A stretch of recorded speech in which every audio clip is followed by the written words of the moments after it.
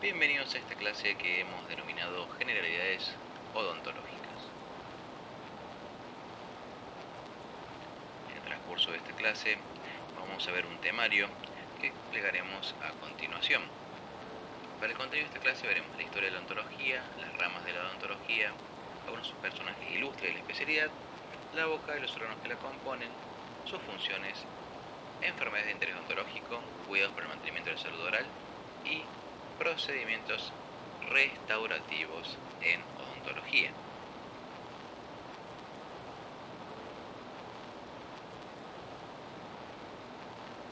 Comenzaremos con un poco de historia y vamos a decir que nuestra especialidad data de la época de los egipcios, cuando tenemos los primeros registros de la odontología.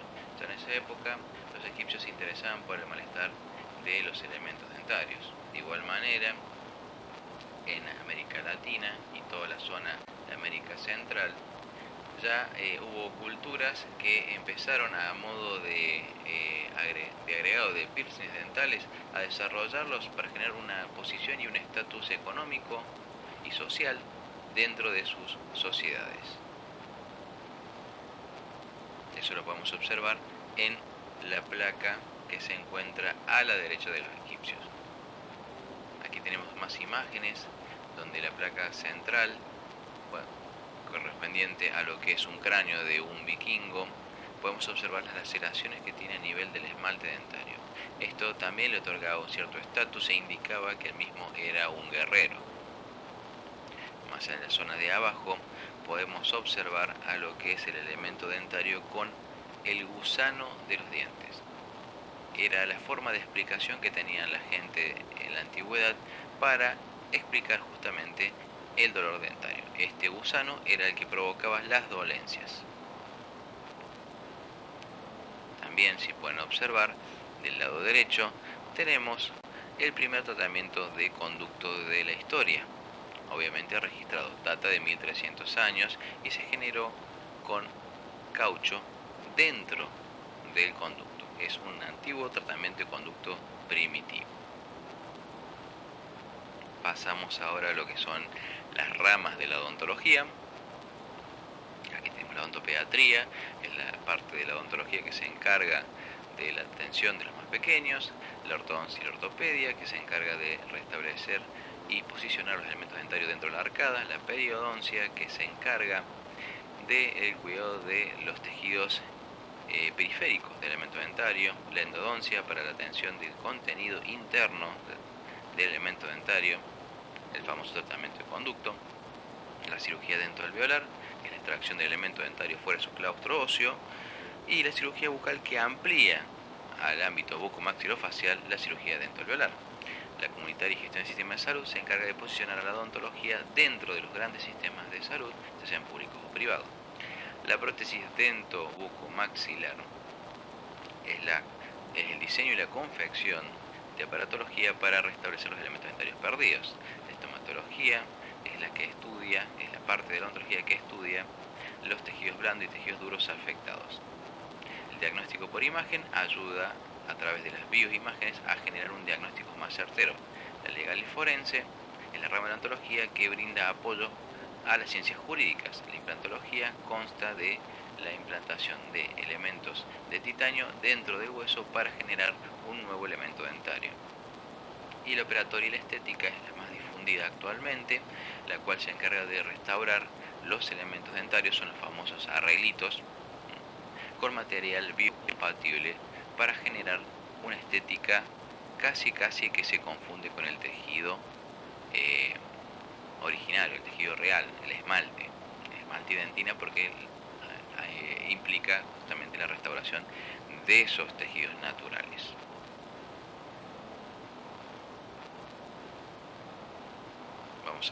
Vamos a continuar con la siguiente placa, donde explicaremos lo siguiente.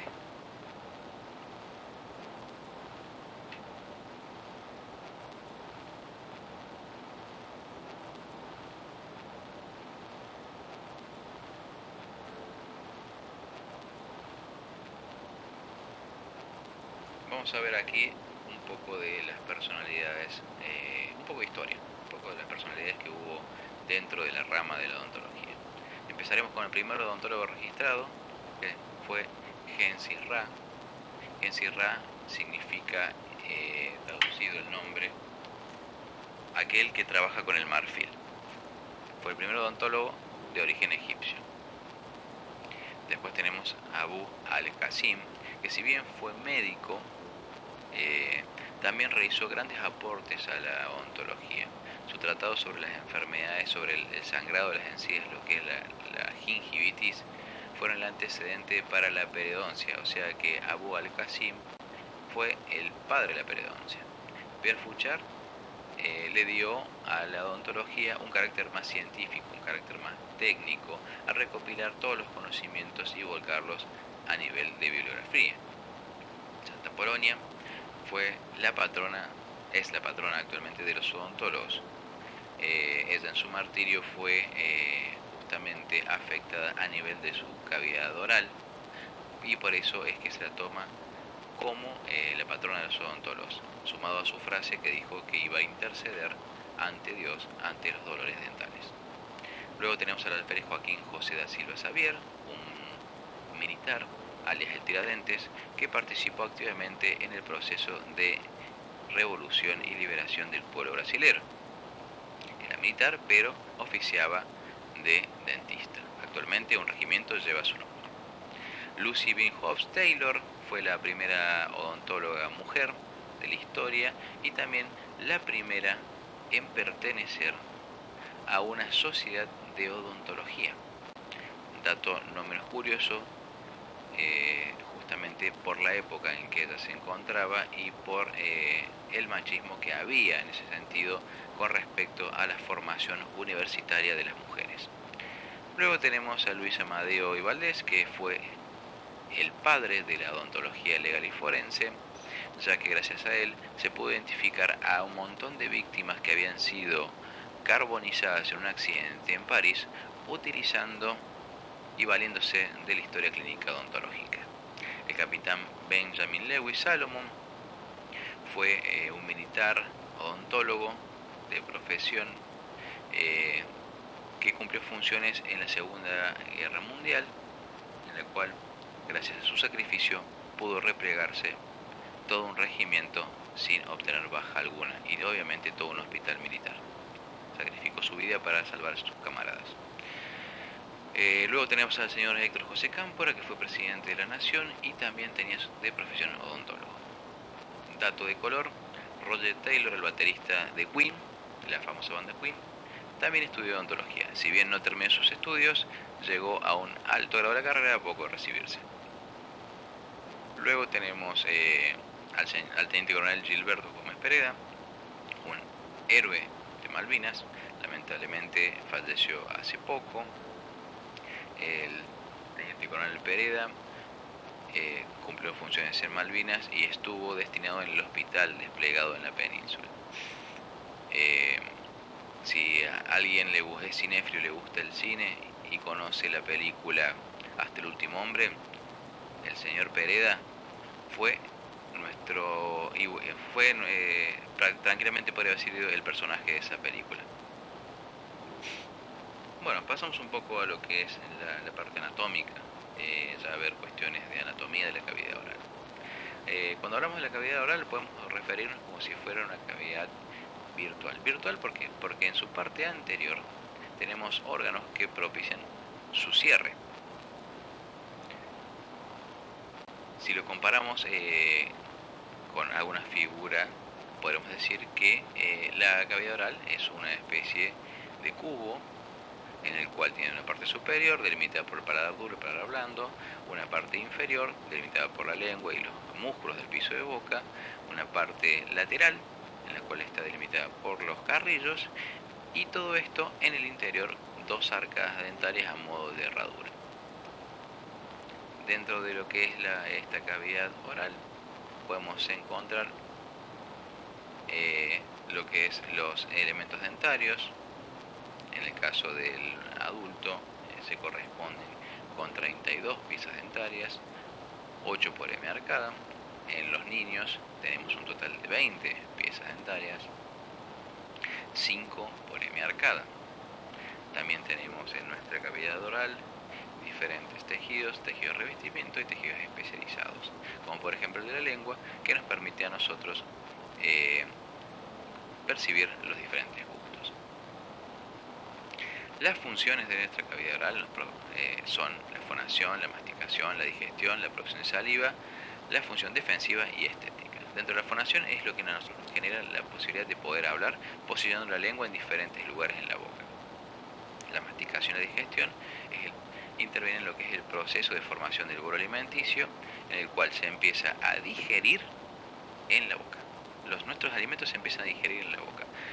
En la saliva tenemos un conjunto de enzimas que empiezan a degradar ciertos componentes de los alimentos antes de llegar al estómago. Y obviamente en la parte defensiva, esta misma saliva posee inmunoglobulinas, unas proteínas que generan acción defensiva en nuestro organismo. Y obviamente la parte estética, después todos sabemos que nuestra sonrisa es nuestra principal carta de presentación ante los demás. Una buena sonrisa genera una buena impresión en las personas. Aquí podemos ver en esta placa lo que es la diferencia de una arcada de una persona mayor y de una persona menor. No solamente es la cantidad de elementos dentarios, la cantidad de piezas de dientes, sino la morfología de los mismos.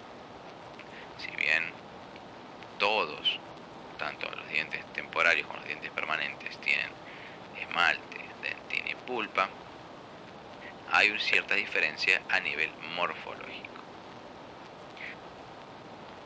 En el gráfico podemos observar el esmalte, que es el tejido más superficial, la dentina, que es un tejido menos mineralizado y que sigue a continuación, y luego tenemos la pulpa dentaria, que es la parte orgánica del elemento dentario, donde yacen los vasos sanguíneos, arterias y venas muy pequeñas, y obviamente la parte nerviosa, que es lo que le da la sensibilidad a los elementos dentarios.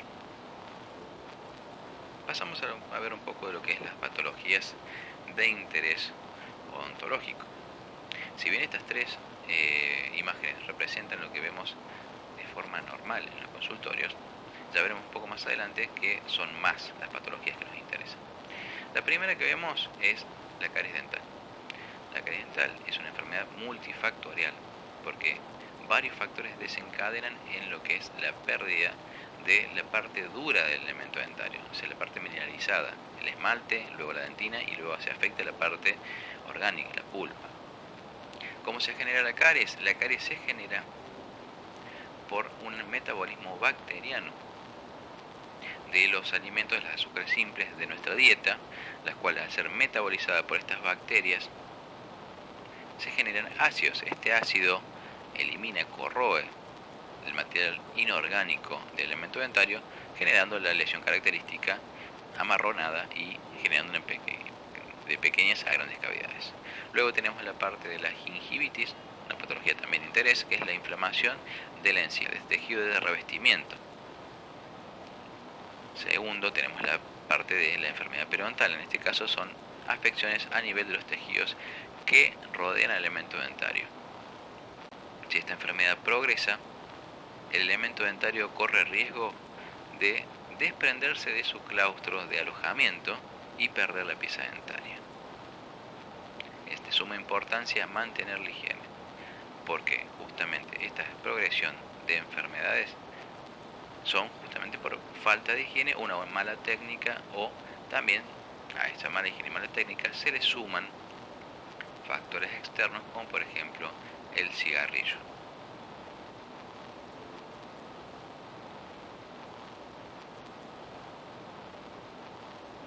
En la siguiente placa observaremos también varias ramas de la odontología, varias patologías de interés justamente relacionadas con ramas de la odontología, como por ejemplo en la imagen superior podemos observar que se encuentra una persona carbonizada. En este caso el odontólogo legal y forense actuará para generar su identificación y contribuir con la justicia. Luego tenemos varios ejemplos de cirugías de tumores. En el caso de la imagen que estamos viendo en pantalla, es la recesión de parte de la mandíbula por un tumor de origen maligno. En este caso, el odontólogo participaría como miembro de un equipo multidisciplinario. Estaría dentro de lo que es el quirófano para justamente contribuir con el odontólogo y retirar este tipo de lesiones. También en lo que son fracturas, tumoraciones en maxilar, en la recesión de grandes partes de la mandíbula y en lesiones de origen cancerizable como la que se puede ver. Pasamos ahora a lo que es los cuidados básicos, teniendo la premisa de que lo sencillo promete éxito. Tenemos entonces para nuestro cuidado básico el cepillo, la cinta dental, pasta dentales. Digo cinta dental porque ya más adelante veremos que la cinta no es lo mismo que el hilo dental. Empezamos con el cepillo dental, que data del 3500 a.C., cuando los antiguos egipcios utilizaban los palos para masticar. En ese caso es la imagen que estamos viendo en ese sector. Un pequeño palito con penachos naturales, el cual se utilizaba para eliminar la comida que se alojaba en los dientes. El cepillo obviamente fue evolucionando, se fueron cambiando los materiales de los penachos para hacerlos más económicos y más fácil de producir, y obviamente que no generen tanto daño a nivel de las encías, llegando actualmente a tener pasar de un palo para masticar en el Antiguo Egipto a lo que son los cepillos dentales eléctricos. Dato de color: el cepillo que estoy marcando en este momento es un cepillo que perteneció al general Napoleón Bonaparte. Si hablamos de cepillo, tenemos que saber cómo se compone el cepillo. Un cepillo está compuesto por un cabezal, donde se alojan los penachos, y un mango. Tenemos cabezal, cerda, penachos y mango. Ahí podemos ver que las diferentes cerdas se agrupan en los penachos que se alojan en el cabezal. Las características ideales, que es lo principal que tenemos que tener nosotros en un cepillo, tiene que ser el cabezal pequeño, para que pueda acceder a todos los lugares de la cavidad oral sin problemas. Tener 3 hileras de penachos y cerdas como mínimo y como ideal, y esta tiene que ser suave y de punta redondeada, justamente para evitar laceraciones a nivel de los tejidos blandos. Y el mango principalmente tiene que estar alineado y en terminación con las cerdas. No tiene que tener ninguna inclinación, ninguna angulación. Tiene que continuarse todo como un todo. La función obviamente del cepillo es eliminar de forma mecánica los restos de comida que se pueden alojar, y también llevar la pasta de dientes que tiene fluoruros a la superficie del diente. Las técnicas para este cepillado tenemos la técnica circular, la técnica de Bass, Chartres, Stillman y la técnica horizontal. La técnica de Bass es la más utilizada, que es la que describiremos más adelante. A esta técnica de cepillado se le suman medios auxiliares, que en este caso son el hilo y la cinta dental, el cepillo interdental, el palillo y los irrigadores bucales. La frecuencia y la duración en la cual tenemos que nosotros efectuar nuestro cepillado depende del estado periodontal y de nuestros elementos dentarios que tengamos, y no tiene que ser menor a 3 minutos. Un buen cepillado sobrepasa los 3 minutos, así que es digno de tener en cuenta. En la siguiente placa vamos a analizar con un poco de más detalle la técnica de Bass. Obviamente las otras técnicas tienen que conocerlas. Si bien se pueden combinar, no todas son compatibles con cada una, ni tampoco todas se adecúan a los diferentes casos. Cada paciente es un caso particular. Aquí vemos en el gráfico la técnica de cepillado, que es la técnica de Bass, la más difundida. En la imagen número 1 podemos ver el posicionamiento de las cerdas del cepillo a 45 grados y en dirección a la encía. Los movimientos que se efectúan son de tipo vibratorio, no rotacionales, sino más bien vibratorios y de arrastre hacia abajo, en el caso del maxilar superior. En el caso del maxilar inferior es de vibratorio a 45 grados y de arrastre hacia arriba. Luego pasamos a la cara interna. En el caso de la parte del maxilar inferior es la parte lingual, en el caso de la parte superior es la parte palatina. Luego cepillaremos la cara palatina de los incisivos superiores colocando el cepillo como se indica en la figura 4, tanto en la parte inferior como en la parte superior. Y luego la cara oclusal, que es la cara triturante de los molares, con movimientos circulares y enérgicos. El hilo dental se colocará como se muestra en la figura 1, con un pequeño segmento se enrollarán el dedo mayor, luego a modo de pinza y de agarre, con el dedo índice y con el dedo pulgar, llevaremos esta cinta dental a entre medio de los dientes y efectuaremos pequeños movimientos, teniendo en cuenta de no llegar de forma muy profunda porque arrastraríamos la comida y los restos de comida hacia el espacio biológico generando complicaciones dentales. Es un pequeño movimiento hacia abajo, siempre hacia abajo y teniendo en cuenta de no realizar esta forma de cepillado. Con respecto a la pasta dental, cualquier pasta dental que utilicemos y que no sea designada por y recetada por un odontólogo es buena. Lo que tenemos que tener en cuenta es no colocarla de esta forma. La correcta forma de colocar una pasta dental es del tamaño, en la punta del cepillo y del tamaño de una lenteja. Colocar la pasta de esta forma es simplemente una cuestión de marketing de las fabricantes de pasta dental para que se consuma el tubo de una forma más rápida. Recordemos siempre, el tamaño de una lenteja en adultos, el tamaño de un granito de arroz en los niños. Siempre en la punta y con eso basta. Nada más, no necesitamos desperdiciar pasta dental.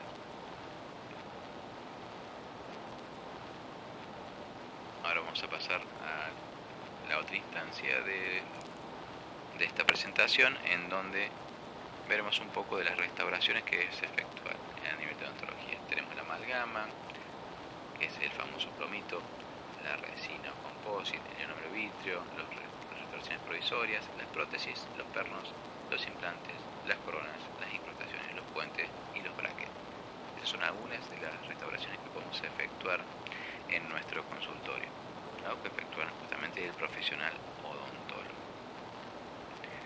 En la siguiente placa vamos a observar los ejemplos más gráficos de estos tratamientos que se efectúan en el consultorio.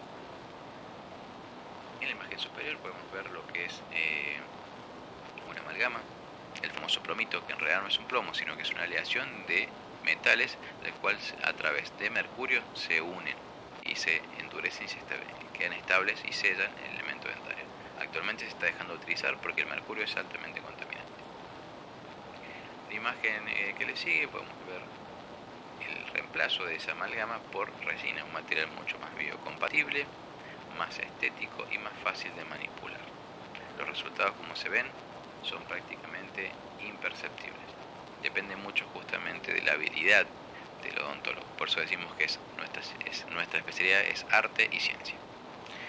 Aquí podemos observar los dos pernos para futuros tratamientos de perno y corona, en el cual era metálico y un perno de fibra de vidrio. Esta es una restauración provisoria. Seguramente se ha efectuado algún alivio del dolor y se ha abierto este elemento dentario, se ha sacado su contenido y se ha colocado esta pasta provisoria, el famoso IRM.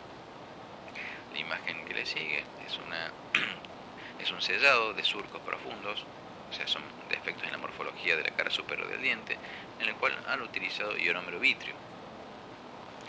Aquí tenemos lo que es el implante en su composición, la parte coronaria, la parte del cuello, el implante o tapa y el implante propiamente dicho que va en el hueso. En esta imagen podemos observar lo que es un puente con sus dos pilares y el fantoma, que es el elemento faltante, y las raíces que se han sido utilizados para anclar este puente. Luego, en la parte inferior podemos observar prótesis, en este caso una prótesis de acrílico, la cual se sujeta a través de ganchos. Luego una prótesis de cromo cobalto y luego las incrustaciones. Inline, online, y la corona también es considerada dentro de la parte de incrustaciones. Aquí vemos los brackets metálicos y los brackets de zafiro. Esto sería todo por esta clase.